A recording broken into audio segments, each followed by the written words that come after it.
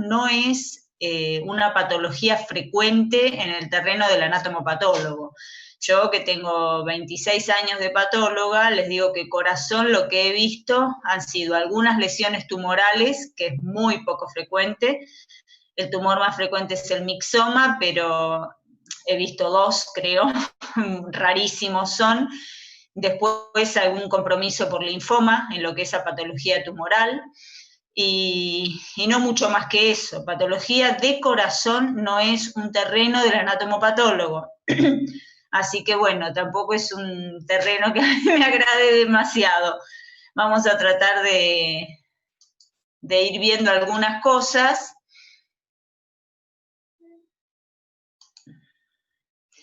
Bueno, yo, como les decía, lo que preparé fue algo de insuficiencia cardíaca y de patología isquémica.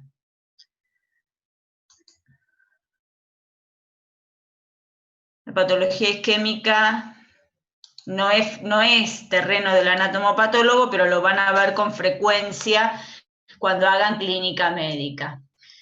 Y en primer lugar, bueno, la insuficiencia cardíaca. ¿Qué es la insuficiencia cardíaca? Esto un poco nosotros ya lo vimos cuando estuvimos viendo trastornos hemodinámicos, ¿no? La insuficiencia cardíaca es la incapacidad del corazón de cumplir con sus funciones de bomba. ¿Y cuáles van a ser las causas principales de insuficiencia cardíaca? La cardiopatía isquémica es una de esas causas, que ya vamos a ver más adelante. Esto es el infarto de miocardio, que genera áreas de necrosis y por lo tanto disminuye la capacidad contráctil del corazón en ese área de necrosis que fue reemplazada por fibrosis. La hipertensión arterial es otra de las causas frecuentes e importantes, porque lo que hace es una obstrucción a la salida, a la eyección de sangre por parte del ventrículo izquierdo, y por lo tanto este tiene que realizar adaptaciones que en última instancia pueden terminar, como también lo vimos, la adaptación era la hipertrofia cardíaca, que puede terminar en una dilatación cardíaca con la consecuente disfunción de la bomba e insuficiencia cardíaca. Valvulopatías, ya sea a nivel de las válvulas auriculoventriculares o a nivel de las válvulas de la aorta o de la pulmonar, puede tener como consecuencia insuficiencia cardíaca, y las miocardiopatías, que son las patologías intrínsecas del músculo cardíaco. Entonces, ¿cuándo se da? Cuando el corazón va a ser incapaz de bombear la sangre a la velocidad suficiente para satisfacer las demandas metabólicas de los tejidos.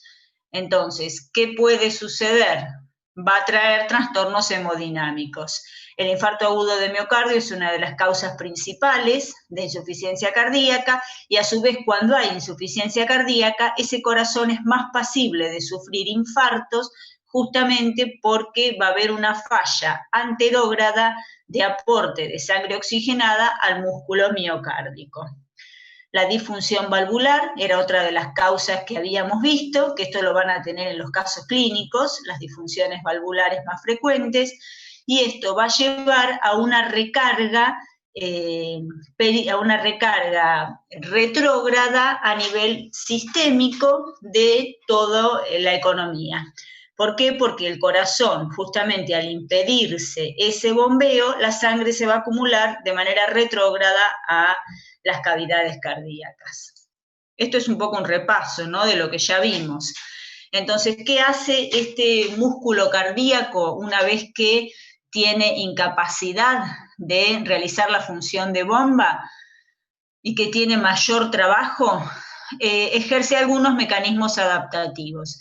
El mecanismo de Frank-Starling es un mecanismo adaptativo en el cual hay mayor acople entre las fibras de actina y miosina, y esto va a permitir mayor contractilidad a la fibra cardíaca, y es un mecanismo adaptativo ante la insuficiencia cardíaca.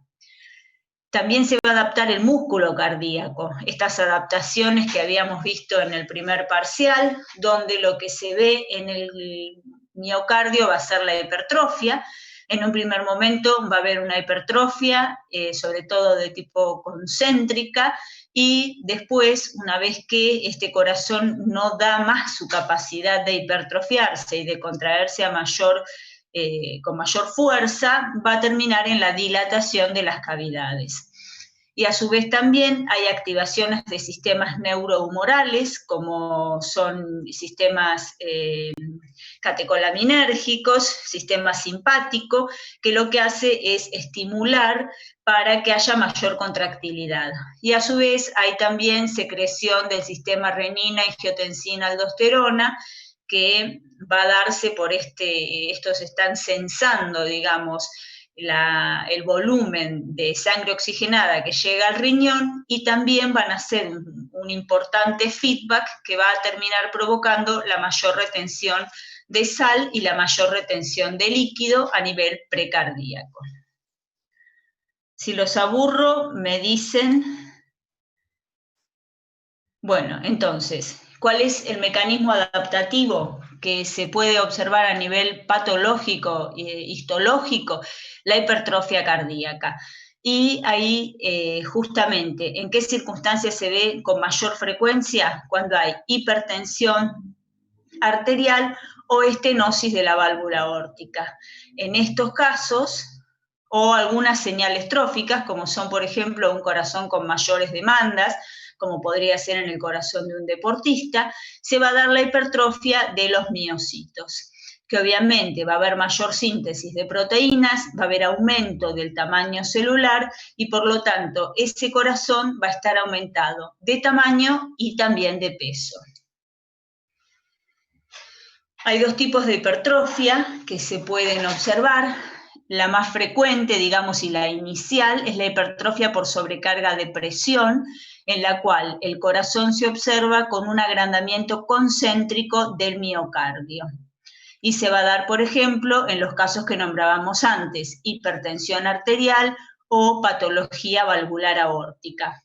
Cuando hay la sobrecarga a expensas de aumento del volumen, esto es, por ejemplo, en una insuficiencia cardíaca secundaria a un mecanismo adaptativo, secundaria a una hipertensión arterial, pero que ya no puede seguir hipertrofiándose, se va a producir la dilatación ventricular, y en la cual las cavidades ventriculares van a tener un mayor diámetro, pero el miocardio va a estar dentro de todo conservado.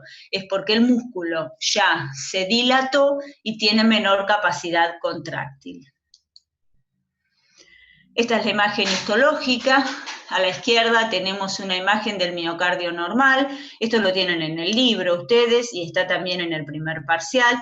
Fíjense la disposición central de los núcleos en esta fibra de músculo estriado. Acá se observan las estriaciones. Al ser central es músculo miocárdico.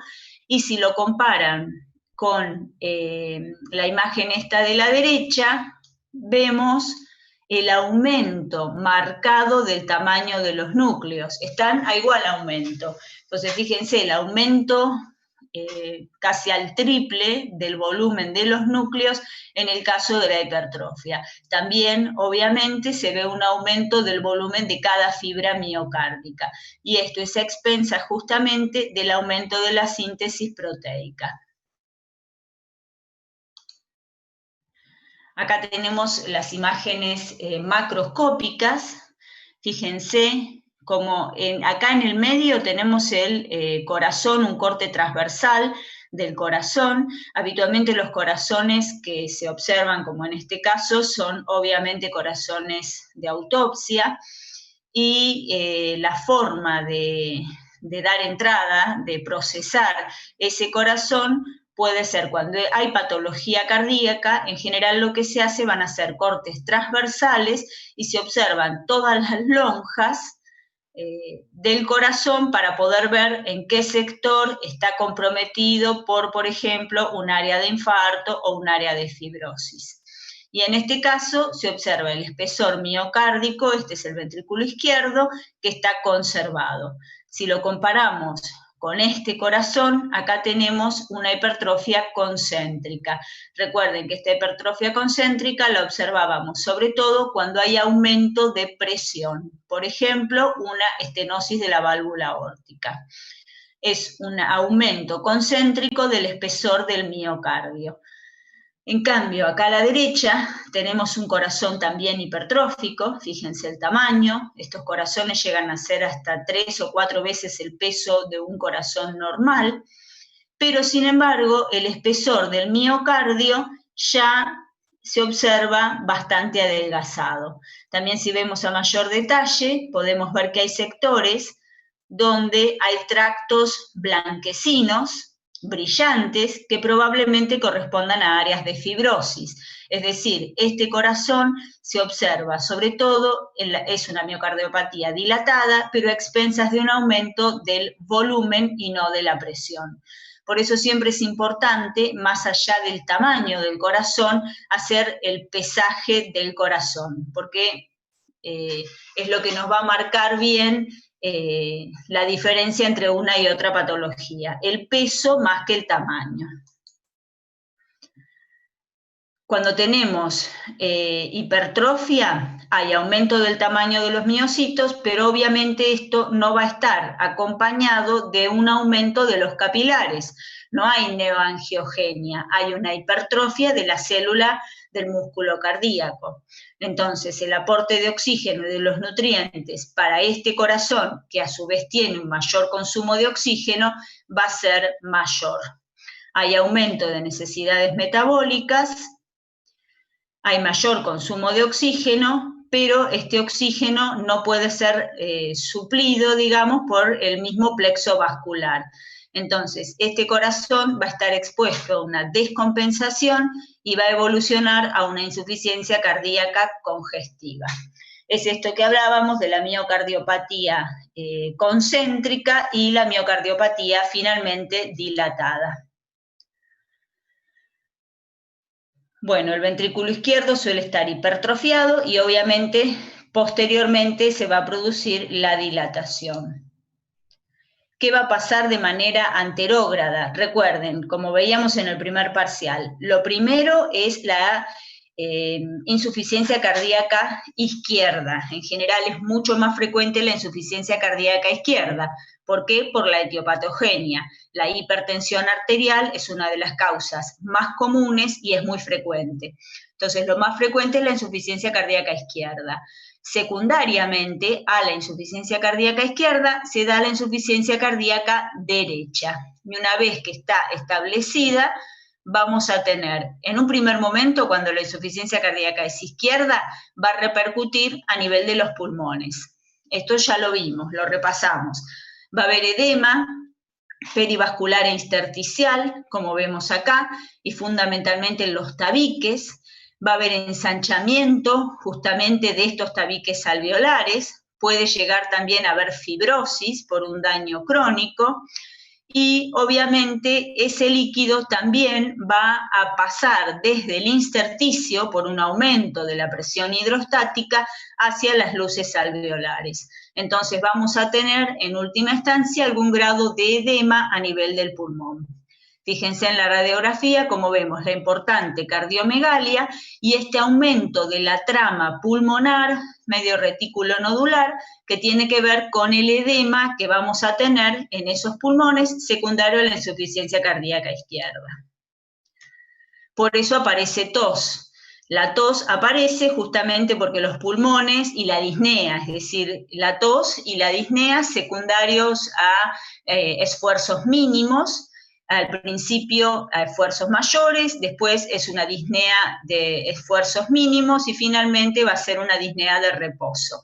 Es decir, el individuo tiene dificultad respiratoria sin hacer ningún tipo de esfuerzo. Y esto tiene que ver con el nivel de líquido que está comprometiendo sus alvéolos. A ver. Bueno, obviamente, una vez que tenemos el edema de pulmón, vamos a tener una bomba derecha que va a estar bombeando contra un aumento de la presión hidrostática en ese pulmón. Y entonces la principal causa de insuficiencia cardíaca derecha va a ser la insuficiencia cardíaca izquierda. Van a estar justamente provocadas por las mismas causas. Siempre empieza por la insuficiencia cardíaca izquierda y finalmente compromete también las cavidades derechas. se suma, cuando hay compromiso de las cavidades derechas, la hepatomegalia, que esto también lo vimos, una hepatomegalia congestiva, aparece posteriormente fibrosis en el hígado y podemos tener un hígado en nuez moscada, y aparece hipertensión portal, que también va a generar tanto lo que es varices esofágicas, como esplenomegalia y como hemorroides.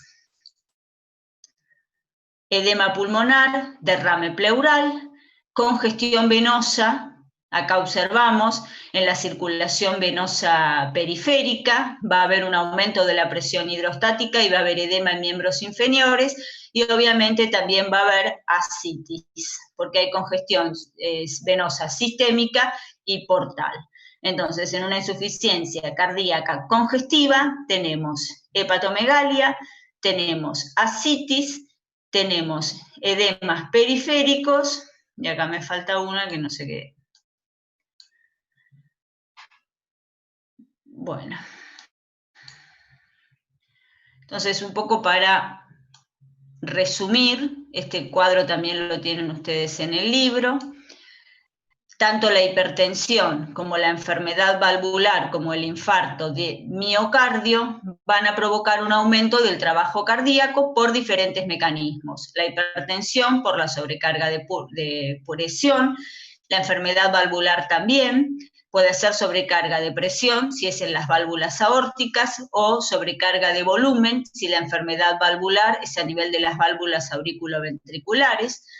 Y el infarto, porque va a haber menor contractilidad y esto va a provocar una sobrecarga también de volumen en esa cavidad. Aumenta el trabajo cardíaco, aumenta la tensión sobre la pared, esto va a llevar al estiramiento celular, a la hipertrofia y finalmente a la dilatación. Entonces va a haber mayor aumento de tamaño y peso del corazón, mayor síntesis de proteínas. Esto va a llevar a inducción genética, pueden aparecer proteínas anormales, y si hay un daño extenso, también finalmente cuando aparece la dilatación va a aparecer la fibrosis también, con áreas secuelares que dificultan aún más también la contractilidad de ese corazón. La vasculatura va a ser inadecuada para este tamaño cardíaco.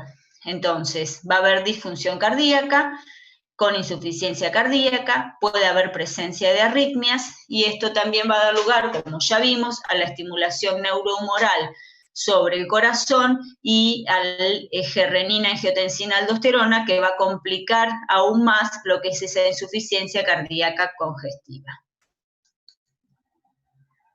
Acá hay unas imágenes de lo que es en una insuficiencia cardíaca, como tenemos un corazón normal con sus 4 cavidades, un corazón hipertrofiado, que sería el primer momento, donde vemos que sigue cumpliendo con sus funciones, pero a expensas de un aumento del peso y un aumento de espesor importante por mayor síntesis de proteínas a nivel del miocardio. Y cuando ya este mecanismo adaptativo supera ese umbral de adaptación, vamos a pasar a la dilatación con una importante sobrecarga de volumen de ese corazón.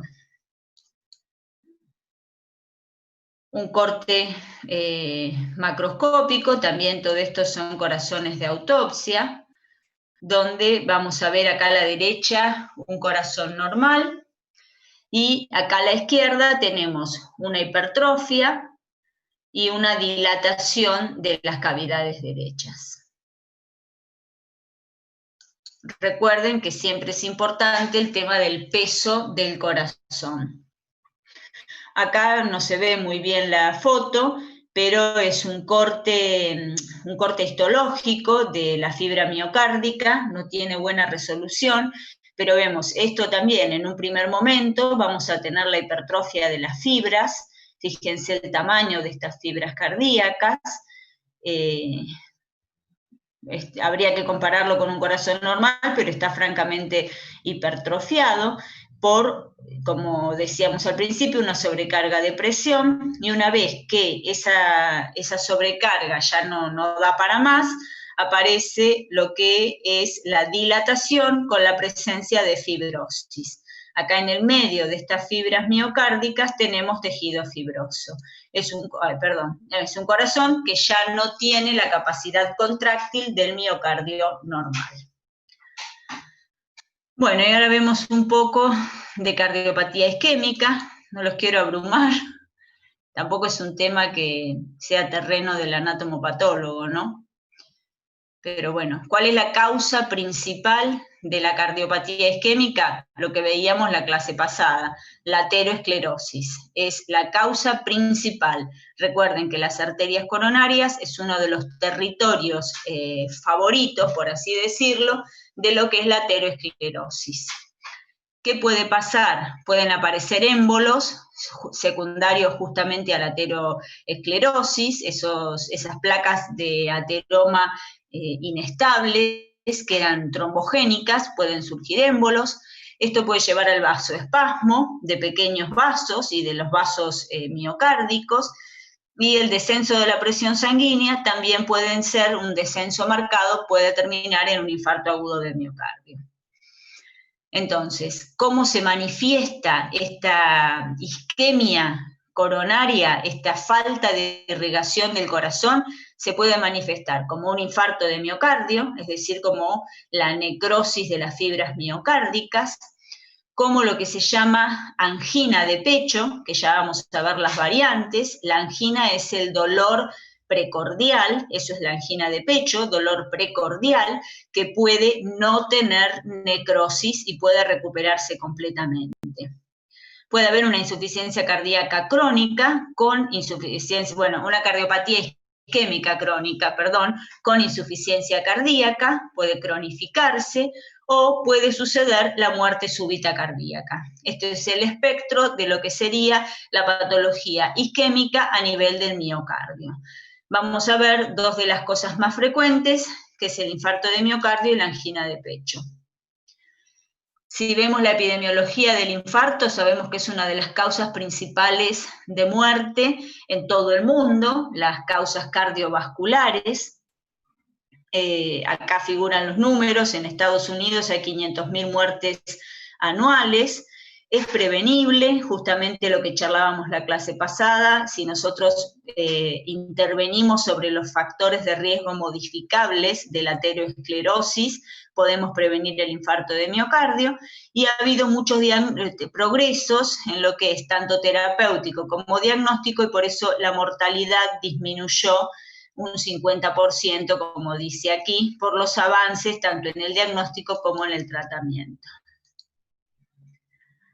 Entonces, ¿por qué se puede dar? Por una perfusión coronaria insuficiente, ya sea sobre todo por ateroesclerosis, por un estrechamiento que va a llevar a una perfusión insuficiente, acá tenemos, puede haber también una hipertrofia importante o una hipotensión importante o un shock que va a llevar a que la perfusión sea insuficiente, la ateroesclerosis.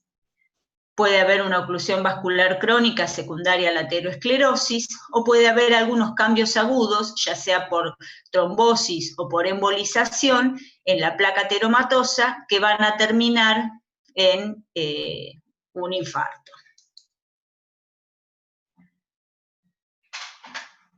Bueno, la ateroesclerosis, el 90% va a estar como mínimo en una de las arterias coronarias. Recuerden, acá está más o menos ejemplificado, esto ustedes lo tienen que saber mejor que yo, de anatomía, la coronaria derecha y la coronaria izquierda. La izquierda tiene la arteria principal que va a dar la circunfleja izquierda y la descendente anterior izquierda, y después tenemos hacia la parte derecha y posterior la arteria coronaria derecha. Esas van a ser las ramas que principalmente se van a afectar por la ateroesclerosis. Ya vamos a tener sintomatología cuando es más del 70 o 75% de la luz vascular que se ocluye, puede haber sintomatología isquémica. ¿Y cómo se manifiesta clínicamente esa isquemia? Como dijimos, angina de pecho, que puede ser estable o inestable, infarto de miocardio o la muerte súbita cardíaca. Acá tenemos un ejemplo de qué sucede a nivel de las arterias coronarias cuando hay una angina estable. Fíjense, es una placa ateromatosa con una cápsula fibrosa importante, o sea, no vulnerable. Entonces va a ser por un aumento de demanda y en ese momento se va a dar la angina de pecho. Inestable va a ser progresiva, y acá tenemos una placa que puede sufrir cambios. Cuando hay un infarto ya tenemos muerte de la fibra miocárdica, y la muerte súbita cardíaca es la muerte del individuo secundario a una isquemia. Entonces, la angina de pecho, ¿qué es? Es el dolor en el pecho, justamente. Va a haber crisis agudas y recurrentes de malestar torácico súbito o precordial. Es el dolor precordial repentino, podríamos decirlo, y que se va a dar de manera repetitiva. El origen va a ser la isquemia, y recuerden nuevamente que lo más frecuente va a ser la aterosclerosis de las arterias coronarias, y dura entre 15 segundos a 15 minutos esta isquemia. ¿Por qué? Porque más allá de los 15 minutos ya tenemos que pensar que es un corazón que con una depresión de oxígeno de alrededor de 20 minutos ya puede desarrollar necrosis. Y si hay necrosis estaríamos en la etapa siguiente, que va a ser el infarto.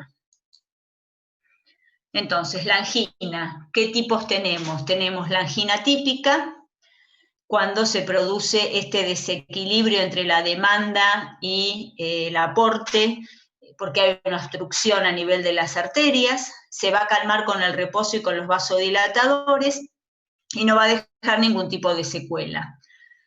Es la angina estable o típica. La angina de Prinzmetal, la patogenia de esta angina va a ser el espasmo de las arterias coronarias. No tiene relación con la actividad física, puede darse a veces por cuestiones emocionales, y que va a responder a los vasodilatadores. No tiene que ver con la aterosclerosis, sino con el espasmo de las arterias. Y la angina inestable o progresiva es un dolor frecuente y creciente, o sea, no es que disminuye, sino que va increyendo ese dolor. Se va a dar con poca actividad o aún en reposo. ¿Cuál puede ser la patogenia? La rotura de una placa con trombosis parcial, y obviamente muy frecuentemente va a progresar al infarto de miocardio agudo. Entonces, la angina inestable es progresiva y puede llevar al infarto. La angina estable va a remitir en menos de 15 minutos en general y no va a dejar ningún tipo de secuela.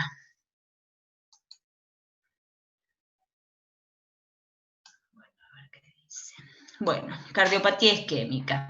¿Cuándo se da? ¿En qué poblaciones? Es rara en las personas menores de 40 años de edad.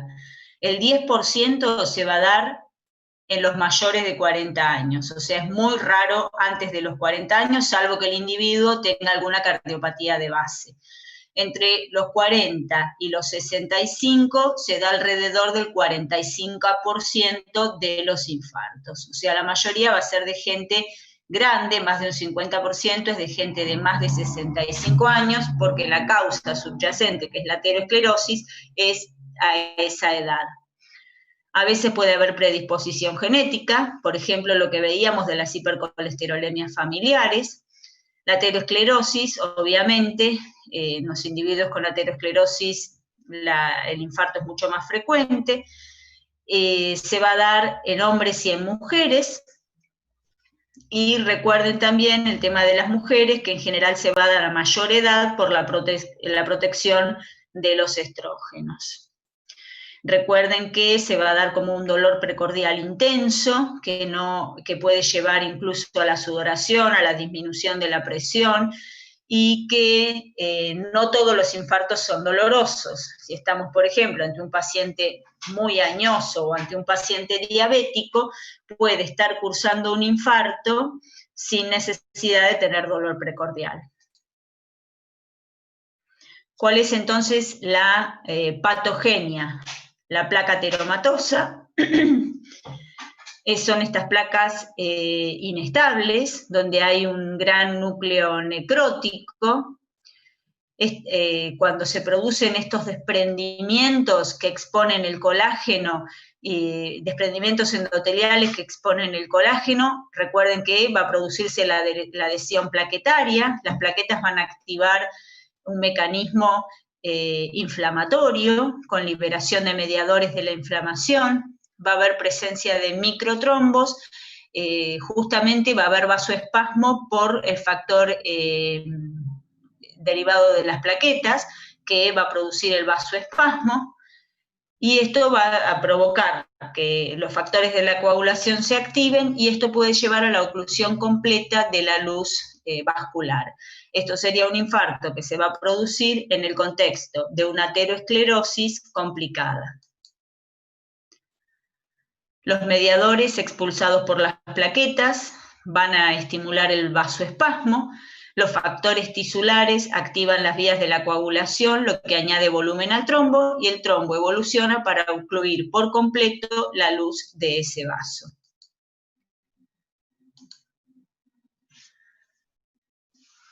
¿Qué va a pasar a nivel miocárdico ante esa obstrucción?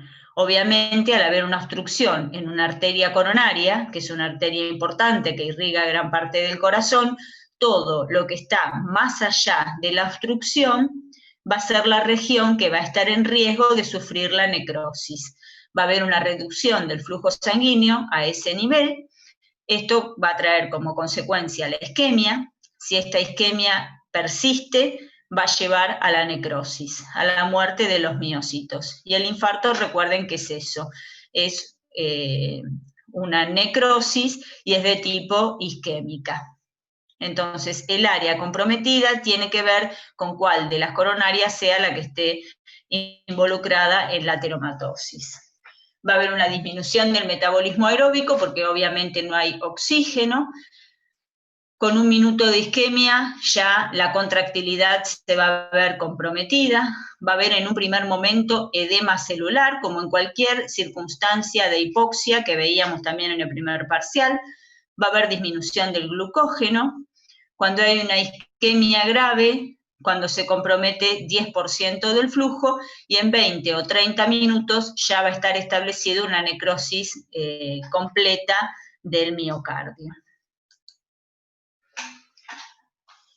¿Cuándo se va a dar la necrosis? Cuando hay pérdida de la integridad de la membrana, como cualquier tipo de necrosis. Y para esto, cuando hay rotura de las membranas, nos van a servir las pruebas sanguíneas. Las proteínas que van a estar contenidas en los miocitos van a ser las que se van a liberar a la sangre, la troponina y la creatinquinasa, y van a ser las que nos van a dar la pauta de que este paciente está sufriendo un infarto. En 2 a 3 horas, a ver, déjenme ver acá, no hay nada. Son los diferentes, qué es lo que va sucediendo temporalmente con la oclusión de una arteria. En este caso es una arteria descendente anterior. Acá tenemos la oclusión. A las 2 o 3 horas la mitad del miocardio ya va a estar isquémico. A las 6 horas ya va a ser un infarto de tipo transmural, porque atraviesa toda la pared del miocardio con la necrosis establecida. En 12 horas o más vamos a tener necrosis establecida. Bueno, esto era para recordar lo que ustedes ya saben, la coronaria izquierda con la circunfleja y la descendente anterior, y la coronaria derecha. ¿Qué tipos de infarto conocemos? El infarto transmural, en general va a ser cuando hay oclusión de un vaso, de una coronaria, y con la aterosclerosis coronaria crónica, el infarto va a comprometer todo el espesor del miocardio. El subendocárdico o no transmural, cuando hay una oclusión incompleta, por ejemplo una trombosis, que deja pasar algo de riego sanguíneo, y otro patrón van a ser los microinfartos multifocales, y es cuando se afectan los vasos pequeños intramurales o cuando hay vasoespasmo. También se observan en la miocardiopatía dilatada, justamente es por alteración de los pequeños vasos. Esta imagen también la tienen en el libro. ¿Qué sucede cuando se obstruye alguna de las arterias coronarias? Vamos a tener un infarto transmural. En este caso, cuando está la rama descendente anterior izquierda, es la localización, tenemos algo de septo y toda la pared izquierda ventricular. La circunfleja derecha sería la pared lateral izquierda, y la coronaria derecha es el septum, la parte posterior y la parte posterior cardíaca, que es lo que irriga esta arteria. Y los infartos no transmurales, oclusión transitoria de un vaso, se compromete nada más que la parte endocárdica del miocardio, hipotensión por disminución de hipotensión o shock, por ejemplo, en este caso puede ser circunferencial, pero no va a ser transmural, y esto es cuando se ocluyen algunos vasos pequeños, como en las miocardiopatías dilatadas, vamos a tener este tipo de infarto.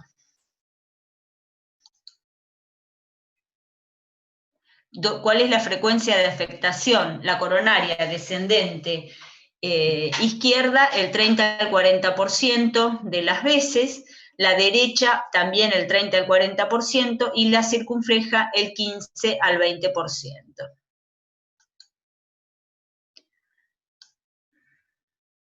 Bueno, ¿qué vemos a nivel macro y microscópico? Y cómo lo organizamos, digamos, de manera temporal. Los cambios estructurales es la necrosis de coagulación clásica que vimos para el primer parcial. Obviamente, si hay necrosis, va a haber inflamación, y como hay muerte, va a haber reparación por fibrosis. A las 12 a 14 horas va a haber una región azul rojiza, que va ocasionada justamente por la sangre estancada y retenida en esa localización. A los 10 a 15 días va a haber una zona hiperémica de tejido de granulación muy vascularizado, puede estar también reblandecida el área, y ya cuando tenemos semanas va a aparecer una cicatriz fibrosa, que vamos a ver algunas imágenes, se ve de una coloración blanquecina brillante. Acá tenemos un área de necrosis. Fíjense, la coloración amarillenta probablemente está reblandecida. Acá tenemos la coronaria que va a estar trombosada y ocluida. Es un infarto transmural extenso, tiene algo de septum y todo lo que es la pared anterior del ventrículo izquierdo. ¿Y cómo lo vamos? Y esto es una cicatriz de un infarto antiguo, fíjense la diferencia, ¿no? Es una coloración blanquecina, esto ya es cicatrizal, es tejido fibroso. Blanquecina brillante, que tiene un gran tamaño también, de todas formas. 1 a 3 días va a haber la inflamación aguda, que es secundaria a todo proceso de necrótico, y en 3 a 7 días ya se va a eliminar todo ese proceso inflamatorio. Luego va a aparecer el tejido de granulación, esto es como en cualquier proceso de reparación, que va a dar lugar a la fibrosis cicatrizal. ¿Cómo se presenta clínicamente?